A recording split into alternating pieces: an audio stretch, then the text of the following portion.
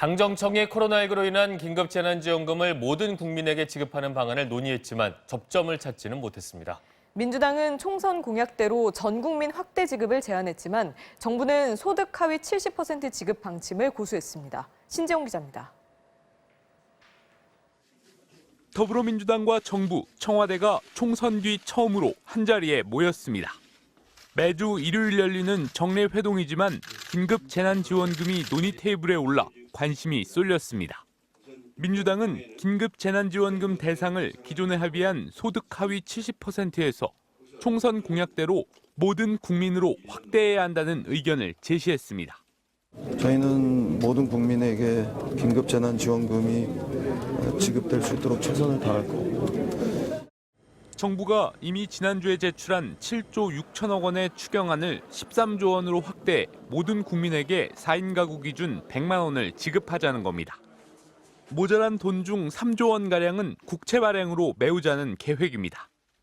하지만 정부는 재정 건전성을 이유로 소득 하위 70% 지급을 기준으로 편성한 추경안을 유지하겠다는 입장입니다. 오늘 오후로 예정된 정세균 국무총리의 추경안 시정연설도 이런 정부 원안을 토대로 진행한다는 계획입니다. 정부는 여야 간 논의 과정을 지켜보면서 여당과 협의를 이어갈 방침인 것으로 전해졌습니다. 민주당과 통합당은 오늘 오후 본회의를 열어 정세균 총리의 시정연설을 들은 뒤 구체적인 일정 등을 논의할 계획입니다. MBC 뉴스 신재용입니다. 코로나19 확산을 막기 위해 당초 어제까지로 예정됐었던 사회적 거리 두기가 다음 달 5일까지로 연장됐습니다. 다만 종교 유흥시설 등에 내려졌던 영업 제한은 완화되기로 했습니다. 임상재 기자입니다. 정부가 사회적 거리 두기를 다음 달 5일까지 연장하기로 했습니다. 지난 한 달간 추진한 고강도 사회적 거리 두기로 신규 발생이 감소했지만 아직은 생활 방역으로의 전환이 시기상조란 판단 때문입니다. 사회적 거리 두기를 성급하게 중단할 경우 코로나19의 재확산에 따른 사회적 혼란이 우려되며 현 상황에서 생활 방역, 생활 속 거리 두기로 본격 이행하는 것은 시기상조라는 의견들이 다수의 뜻이었습니다. 특히 오는 30일 부처님 오신 날부터 다음 달 5일 어린이날로 이어지는 황금 연휴가 2차 확산의 계기가 될 수 있다는 우려도 작용했습니다. 다만 국민들의 피로감과 경제활동 위축을 고려해 방식은 보다 완화하기로 했습니다. 먼저 종교, 유흥, 실내 체육시설, 학원에 내려졌던 운영 제한은 해제하고 방역 지침을 지키면서 운영하도록 했습니다. 운영을 이제 하는 쪽으로 조금 더 비중이 주어지게 됩니다. 방역 수칙을 지켜지지 않은 상태에서 운영을 하게 되면 행정명령은 그대로 이제 발동이 되어서 벌금이 부과가 될 수가 있습니다. 또 국립공원이나 자연휴양림, 수목원 등 위험도가 상대적으로 낮은 실외시설은 방역 수칙을 마련해 운영을 재개하기로 했습니다. 프로야구 등 스포츠 경기는 관중이 없는 방식으로 열리게 됩니다. 필수 자격시험이나 채용시험도 방역 지침을 지키는 범위에서 제한적으로 시행하도록 했습니다. 방역당국은 앞으로 2주마다 위험도를 평가해 사회적 거리 두기의 수위를 조절할 계획입니다. 정부는 현재 수준의 안정적 관리가 계속 유지된다면 다음 달 6일부터는 생활 방역으로 전환하고 등교 계약도 순차적으로 추진하겠다고 밝혔습니다. MBC 뉴스 임상재입니다. 미국 내 코로나19 사망자가 4만 명을 넘긴 상황에서 트럼프 대통령은 각 주의 경제 재가동을 연일 독려하고 있고 셧다운 해제를 요구하는 시위도 이어지고 있습니다.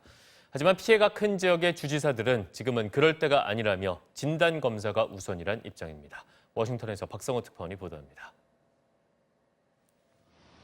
코로나19의 확산세가 정점을 찍었다는 진단 속에서도 미국 내 하루 감염자 수는 6일 연속 상승했고 사망자도 4만 명을 넘어섰습니다.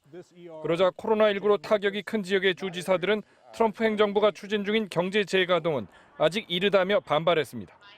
경제 재가동을 하기에 진단검사가 충분히 이루어졌다는 대통령과 부통령의 언급은 사실이 아니라며 아침 방송에서 공개 반박했습니다. 공화당 소속 주지사도 동참했습니다. That's just delusional to be making statements like that. We have been fighting every day for PPE. But to try to push this off to say that the governors have plenty of testing and they should just get to work on testing is just absolutely false. 최대 진원지인 뉴욕주에서도 앞으로 더 공격적인 진단 검사를 하겠다고 밝혔습니다. 하루 입원율과 사망자 숫자가 하락 추세지만 이제 전반전을 지났을 뿐이라는 겁니다. We can control the beast. Yes, but the beast is still alive. We did not kill the beast. And the beast can rise up again. 주말에 벌어진 셧다운 해제 요구 시위와 관련해 펜스 부통령은 오늘 방송 인터뷰에서 일터로 돌아가려는 미국인의 열망을 보여줬다고 평가했습니다. 그 시위를 트럼프 대통령이 조장한다는 논란에 대해서는 경제를 정상화하려는 대통령의 뜻이 분명하다고 피해갔습니다. 한편 NBC 방송과 월스트리트저널의 여론조사에서 코로나19 사태와 관련해 미국 국민 가운데 트럼프 대통령을 신뢰한다는 응답은 36%에 그친 반면 자신들이 속한 주의 주지사를 신뢰한다는 응답은 66%로 나타났습니다. 워싱턴에서 MBC 뉴스 박성호입니다. 북한이 김정은 국무위원장으로부터 좋은 편지를 받았다는 도널드 트럼프 미국 대통령의 발언에 대해서 하루도 안 돼 사실이 아니라고 반박했습니다. 북한은 외무성 보도국 대외보도실장 명의의 담화문을 내고 미국 대통령이 지난 시기 오고 간 친서들에 대해 회고한 것인지는 정확히 알 수 없으나 최근 우리 최고 지도부는 그 어떤 편지도 보낸 것이 없다고 밝혔습니다.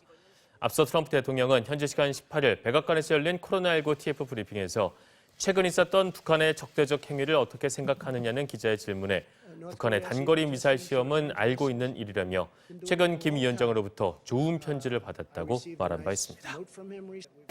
코로나19 사태 이후 매장에서 장을 보는 대신 온라인 쇼핑을 하는 사람이 늘면서 택배 포장 쓰레기가 넘쳐난다고 하는데요. 쓰레기를 줄이기 어렵다면 분리수거라도 철저히 하시기 바랍니다.